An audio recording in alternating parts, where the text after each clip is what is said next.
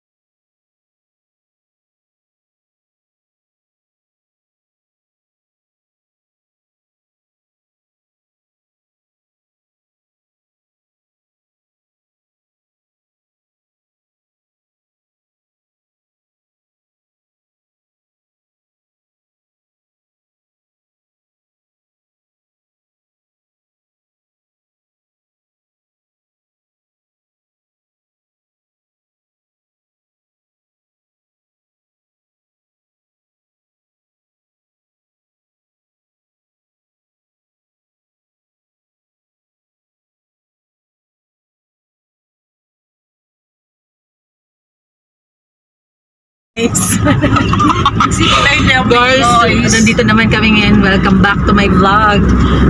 So, lapit na sana kami maglampas dyan. Kasi ang araw guys, lagi tarong sa duha itong buwan guys. So guys, balikan namin kayo guys. At eto na nga at nakarating na sa aming destinasyon, ang napakagandang falls ng Lake Cebu. Sa bungad nito ay maraming mga tindahan ng mga souvenirs na pwede mong pagpipilian para pang regalo sa inyong mga loved ones. Maaga pa kami nakarating dito sa Lake Cebu pero mapapansin nyo ang dami ng mga sasakyan, ang daming tao. Hi guys! Welcome again to my vlog. Second meeting na po kami. Hi! Third na! Anong ginaisip kong tara? Hi! Hi guys! Hulaan kung saan kami ngayon. Dito, secret! Dito kami sa 7.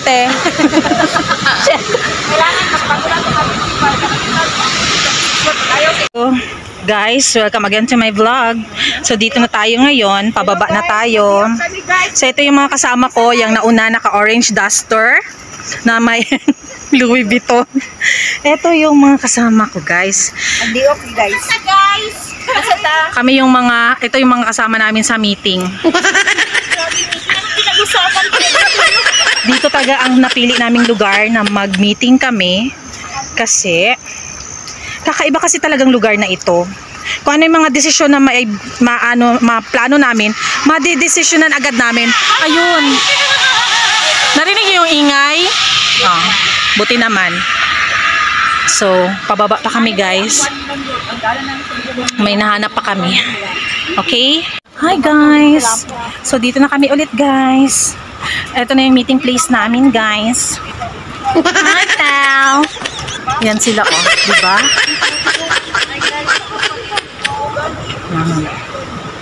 Ayan sila guys. Kanagi siya among dunya diri karon guys. Yan guys. Yan. So dito kami ngayon sa famous ngayon sa Lake Cebu kung saan ang may pinakamahabang zip line. Trivia. Pinakamahaba at pinakamataas. Tama ba? Okay, magkadugtong lang sila guys. Sila kwantar, sila mo pa nakakwantar sa pinakalahaba. Ito na ang pinaka magandang falls sa Lake Cebu.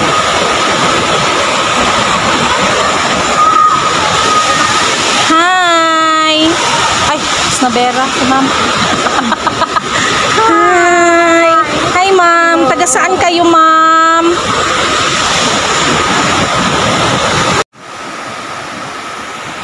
So, dito na kami guys sa falls. Hey guys, alam mo ba guys kung anong ginagawa namin dito? Guys, meeting me guys. Guys, meeting me sa falls.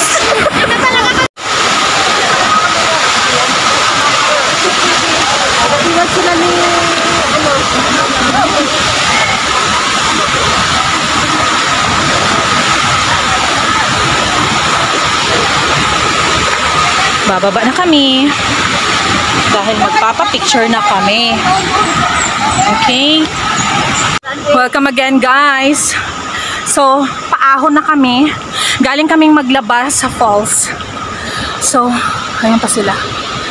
Ayan. Ang labandera. Ang labandera, guys. Ito, guys. Tama talaga ang kanyang outfit, Day. Ang outfit niya, Day, ay perfect for the nature. May ka-couple shirt ako dito, Day. Nakita niyo yun, Day? Ka-couple shirt ko, Day. Pili na. Pili na, ma'am. Souvenir niya po, t-shirt, rep magnet.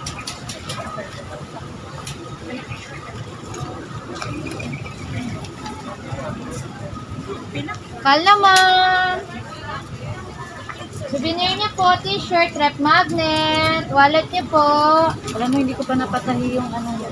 So after binisita ang falls ng Lake Cebu ay pumunta na kami at dumiretso na kami sa Punta Isla kung saan dito ay merong lake cruise na magaganap.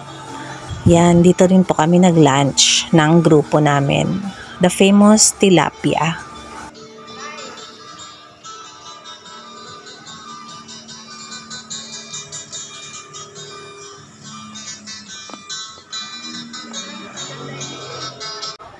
So dito naman ay inaantay na lang namin na tawagin kami para aakyat sa aming bangkang kung saan kami ay magla-lunch. Iikot po ang bangka para sa lake, and then habang kumakain ng lunch, nakikita mo yung mga view, yung lake, yung mountains, mga tao. Ayan. Ito sila ang mga members of the parliament. Eto, at ini-enjoy na namin ang mga pagkain na sa aming hapag. So meron tayong in-order na pinaputok na tilapia. Ano pa ba yun? Kanin, of course, drinks, at tatlong putahe at yung in-order namin dyan. Yes, may hito pa na, ginataang hito ba yan? Basta masarap. So nakikita nyo sa paligid, yan, umiikot na po yung aming lake cruise para mag-ikot. Yan, at makita ang mga mountains. Ayan, so diba, napaka-calm ng lake. Pero ang sabi doon sa aming guide ay napakalalim daw po nito. It's almost 100 plus meters deep. Diba? So, napakakalma. Pero, malalim pala. Kumusta ang meeting? Kumusta ang meeting?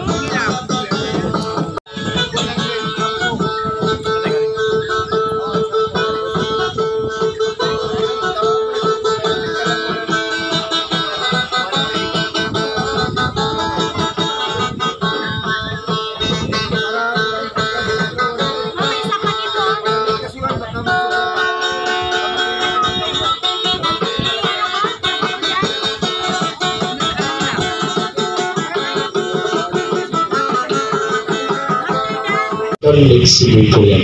So kung saan nakapatong po sa that is island, so that is what you call po sa mga tubol. So dito po sa island, walang malaking store, mall and hospital. So the people in the island, kailangan po mag-cruise po ng lake going to the mainland para sa walang pangangailangan. So you see the small boat or owong na tinatawag po. So yung owong or bangka, so yung po ang kalamurong transportation going to island, going to market. So usually, made from lawaan po sa wood carving po. So sa mamaya, makikita po natin sa owong or bangka na tinatawag po. Sa Mount Summit terms our safety, may mga life jacket po tayo located po sa boat side po itong cruise po natin sa itaas at sa ganito po sa kabila. At itong boat po natin is made from fiberglass po ito. At ang driver po natin lisensyado po yan.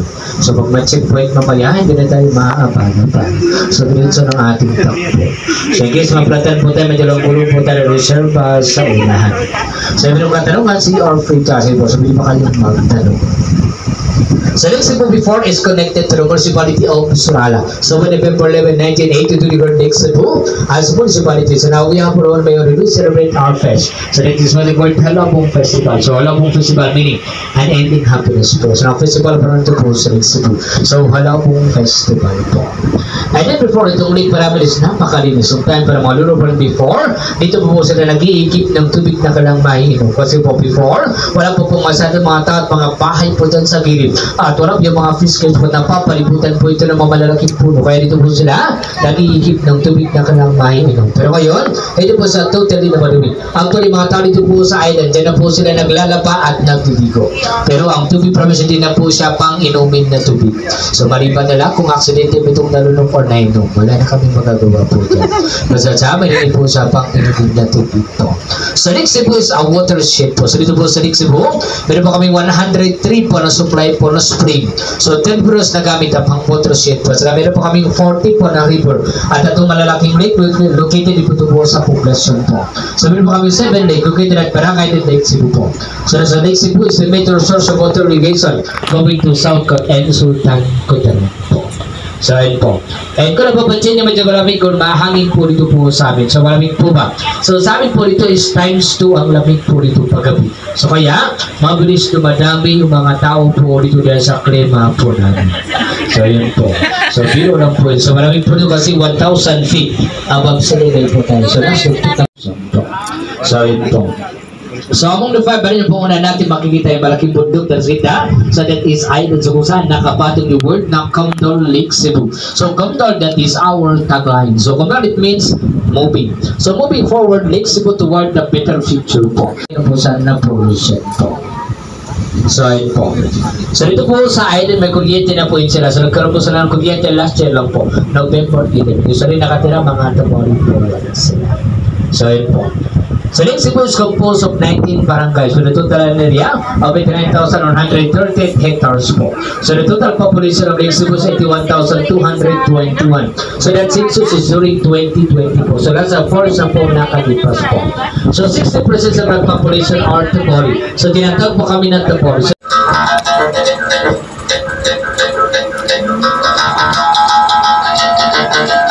Bring the moonlight.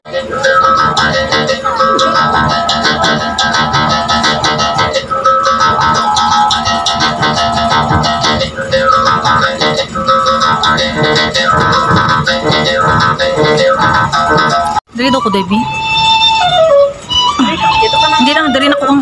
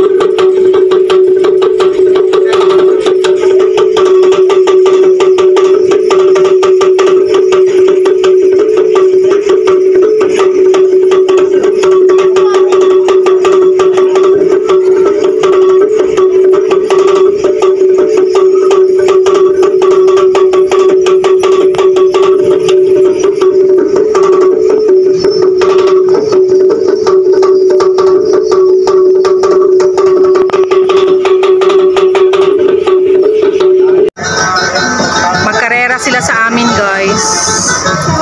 Yan sila, guys, oh. Yan, oh. May magandang island to. No? Oo. Ano sa Cebu?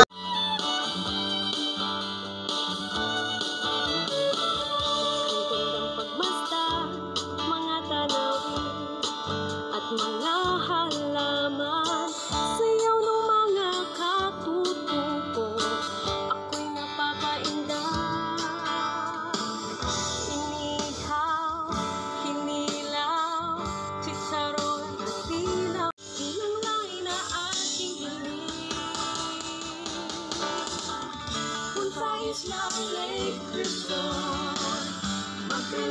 enjoy at kumain. Sama-sama buong pamilya, ka-opisina at ang barkada. Ano pang hahanapin nyo? Kung kais na love ito, a place where life then.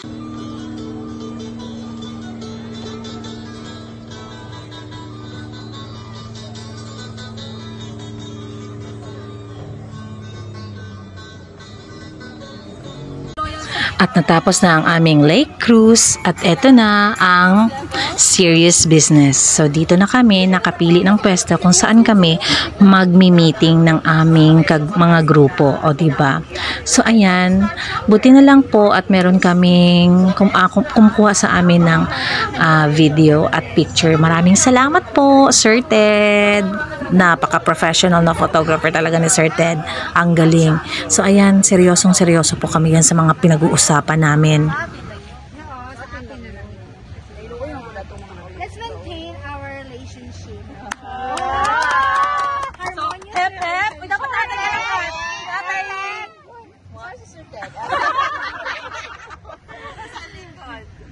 Sir Ted, video ba ito, Sir Ted? Hindi, one lang. Joke, video.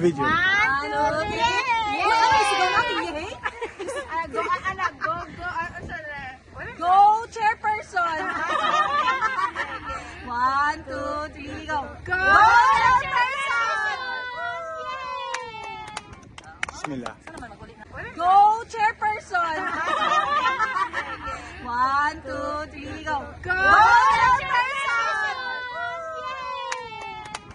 Bismillah.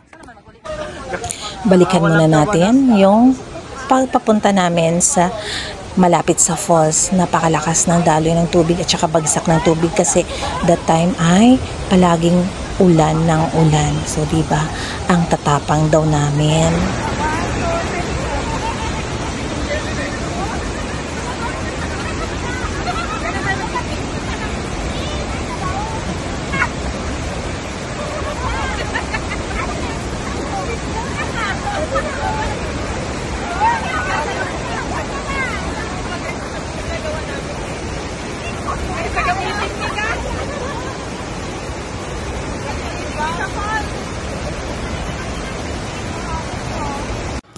Dahil natapos na ang agenda namin, eto na naman at babiyahe na kami pa uwi. Pero bago kami uuwi sa aming paroroonan ay may mga dinaanan pa kami na mga lugar na kung saan meron kaming mga kinuha, binili. Hindi kinuha, binili at binayaran. Okay, enjoy the view!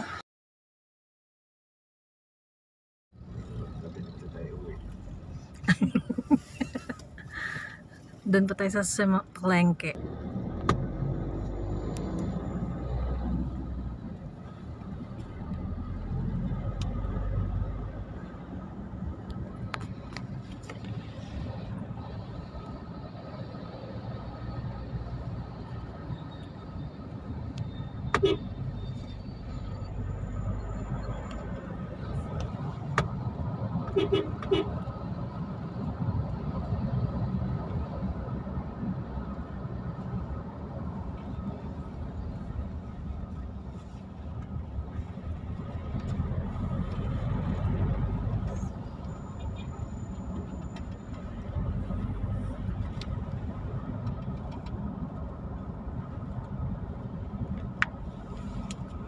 Dito ng palengke. So, eto na yung lugar na kung saan ay dinaanan muna namin bago kami umuwi ng aming sari-sariling bahay. Eto ay ang bayan ng Isulan. So, sa dulo ng video ay makikita ninyo kung ano yung mga binili namin. Mga binili lang. Kasi ito yung mga famous na hinahanap-hanap ng mga kasamahan namin at saka ng mga pamilya namin. Of course, ang walang kamatayang Ginamos Iloilo. Pinasok namin ang molengke ng Isulan, Sultan Kudarat. Buti pa yun si Kuya, parang siya ang binivideohan ko. Parang siya ang bida sa video na to. Ayan, patungo tayo, tuloy-tuloy lang. Pasok tayo sa may gulayan. Then, liko sa mga daingan or mga buladan at mga ginamusan. Ayan. So, dyan. So, ang kilo pala nung ginamos Iloilo ay 180. So, kasama ko dyan si Madam Fritzy. Bumili kami. Nagpadala na rin ng bibilihin niyang ginamos Iloilo si Madam Love SB. Ayan, so tuloy-tuloy lang. Akala ko nawawala si Ma'am Fritzy kasi hindi na siya sumusunod sa likuran ko. So, kaya napahinto ako dyan. At hinanap ko siya. Akala ko hindi niya na ako makikita. Pero, salamat naman at nagkita rin kami.